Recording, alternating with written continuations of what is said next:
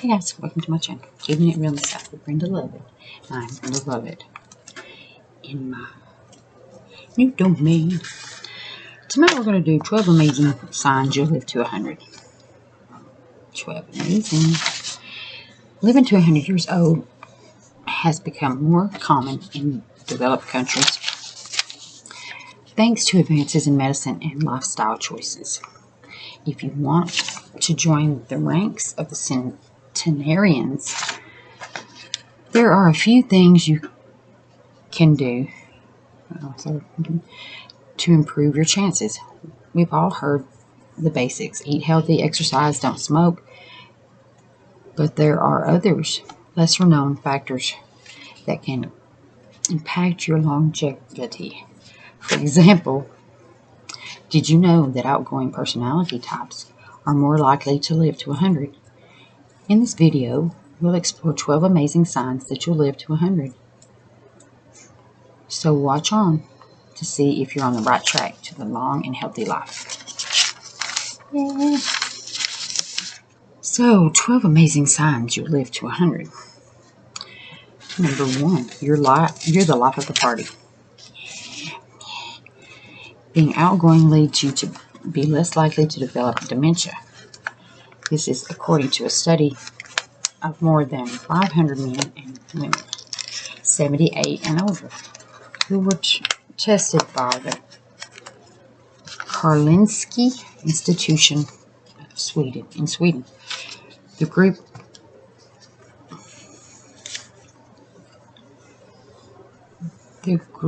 describing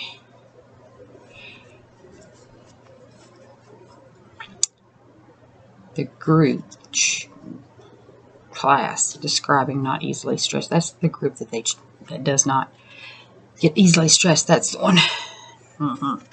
Researchers think that these people have more resilient brains than those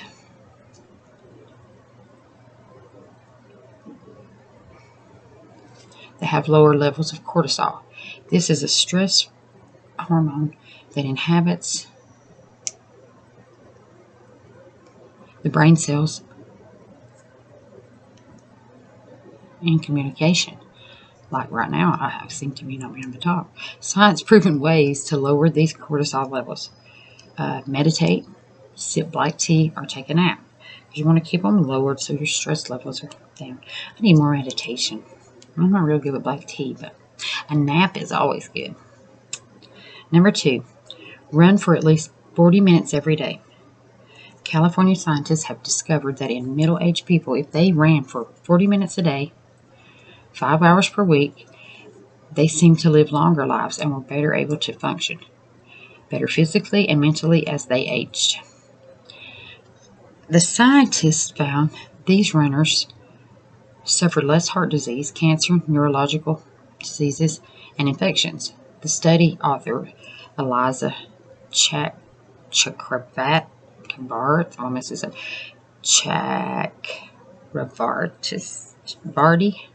so sorry, MD, an assistant professor at Stanford School of Medicine, says that if you don't like running, which I'm not a very good runner anymore, I can't run, try aerobic exercise for a short 20-minute.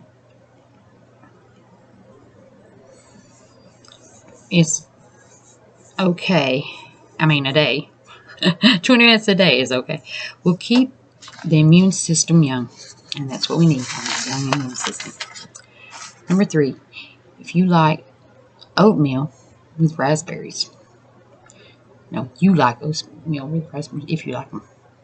I'm not really good with oatmeal, but to reduce the heart disease and dying risk, you should add 10 grams of fiber per day. You should add 10 grams of fiber per day.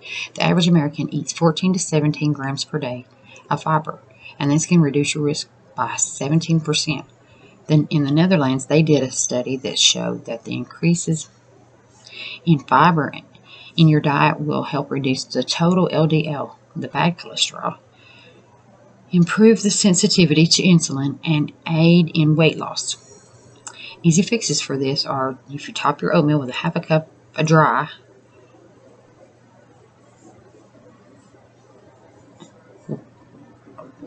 and that has 4 grams of fiber. With 1 cup of raspberries, that's 8 grams, and you get 12 grams of fiber in a single meal.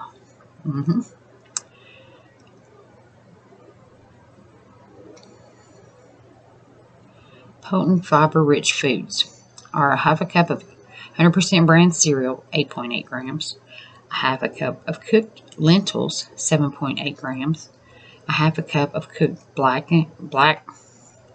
beans, black beans, which is 7.5 grams. 1 medium-sized sweet potato is 4.8 grams, or small pear is 4.3 grams. I like the pear, the sweet potato, the bran cereal. Raspberries are good. I'm not real big on oatmeal though. But you can add those grams to your diet and reduce the heart disease and dying risk. We all want to do that for sure. Number 4, if you feel 13 years younger than your true age. Well, I do for sure. A recent survey was conducted of more than 500 men and women that were 70 years or older. That said Jacqueline Smith. I'm gonna mess up the names. A researcher who has a PhD, professor of psychology at the University of Michigan. It helps improve the optimism and the motivation to overcome challenges that helps boost your immune system, as it helps reduce stress, and this will ultimately lower the risk of disease if you feel younger. I feel younger. Yes, and my body should feel younger too, but it doesn't. Number 5, you love trending social media. Well, my husband should have this one down. The annual poll of the centenarians believe that learning Twitter or Skype could help keep your brain cells young. Sherry Snelling, the senior director for Evercare, which is part of the United Healthcare, said many older Americans can send emails, Google long-lost friends, and have even been able to join online dating. Using the latest technology can help you mentally get ahead of the best, keep you mentally ahead, but more engaged socially. Mentally ahead, but more engaged socially. Okay, it just didn't sound right to me. They recommend staying connected to family and friends and keeping up with current events, because this can make you feel you have purpose and important. Showing coming. Number 6, in late 50s, if you're in your late 50s and you start menopause. Well, I done missed that one because I started, not late 50s. Man. If you naturally go through menopause later than 52, this can mean an increased life. The reason they have a much lower risk of heart disease. That's why.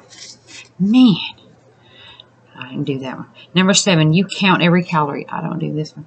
It was reported by researchers in St. Louis that men and women who limited their daily calories to 1,400 to 2,000 calories, 25% fewer calories than those who had a 2,000 to 3,000 calorie diet, were literally young at heart, because those who had lower calories had hearts that are functioning like those people who were 15 years younger. You need to eat less, but by getting the most nutrition per calorie. The study subjects ate vegetables, whole grains, fat-free milk, lean meat. They had no white bread, soda, or candy.